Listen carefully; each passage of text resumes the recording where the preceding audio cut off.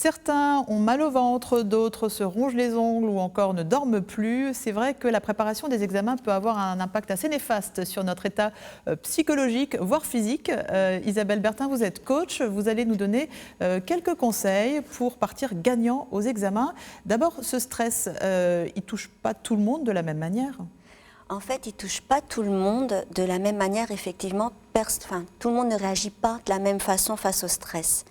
Et tout le monde n'a pas le même regard face au stress. Parce qu'effectivement, quand on passe un examen, on est jugé.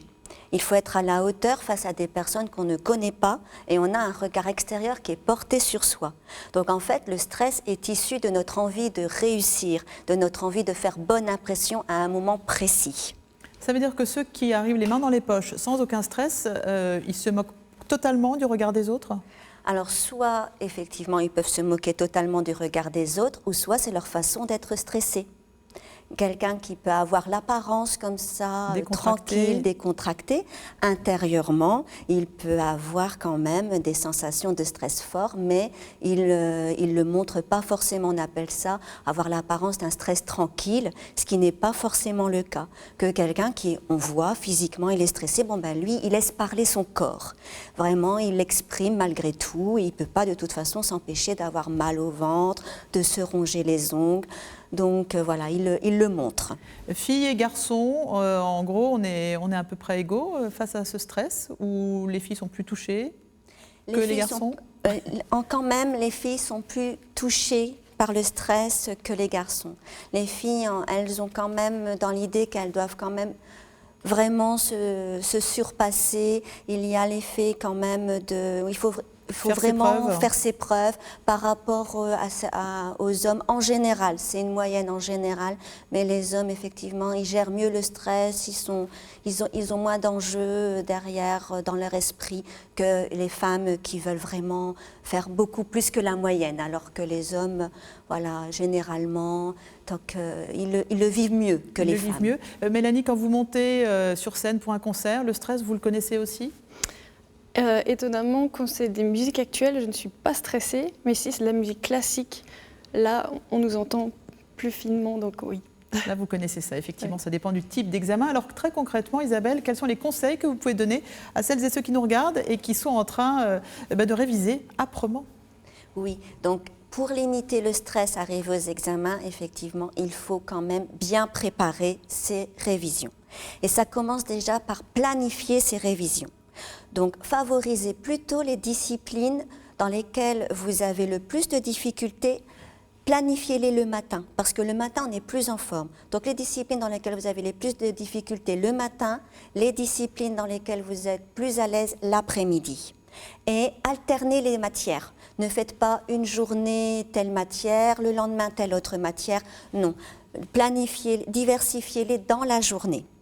Et ensuite, planifiez aussi les matières à haut coefficient, priorisez-les. Car effectivement, c'est là que vous allez avoir engranger le plus de points. Ouais. Engranger le plus de points. Restez concentrés pendant vos révisions. Éteignez vos téléphones portables, déconnectez-vous des réseaux sociaux et pour rester concentrés, faites des pauses. 5 minutes toutes les 50 minutes ou, si vous préférez, 10 minutes toutes les 2 heures. Durant la pause, bougez un petit peu, buvez un verre d'eau, grignotez. Pas de café ?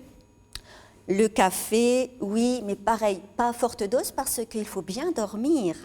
Donc mon troisième conseil, c'est effectivement favoriser certains aliments qui facilitent la concentration. Ça sera des aliments à base de vitamine B, d'oméga 3, de fer. Donc vous allez plutôt partir sur des aliments comme la banane, comme les œufs, les viandes rouges, les épinards et ne zappez pas le petit déjeuner, c'est important.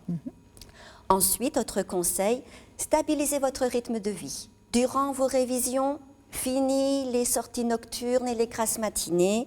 Non, stabilisez votre rythme de vie. Une vie monacale. Voilà, couchez 23 heures, levez 7 heures. Parce que c'est dans cette période-là que vous allez le mieux dormir et il faut savoir que le sommeil favorise la mémorisation. Ensuite, effectivement, on va ajouter aussi un peu de sport. Parce que le sport, ça a un effet anti-stress, ça a un effet relaxant et pendant un certain moment, vous n'allez plus penser à vos révisions. Donc quand même, faites du sport, bougez et positivez.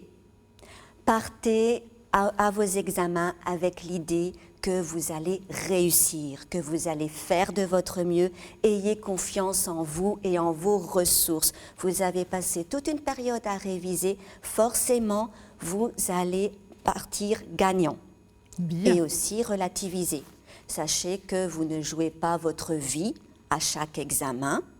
Prenez les étapes une par une et partez également avec l'idée que vous avez la possibilité du rattrapage. Merci beaucoup pour tous ces conseils. On l'aura bien compris. Il faut positiver et se faire un peu confiance, sans oublier de bien bosser quand même. Ça se fait pas tout seul. Merci beaucoup, Isabelle.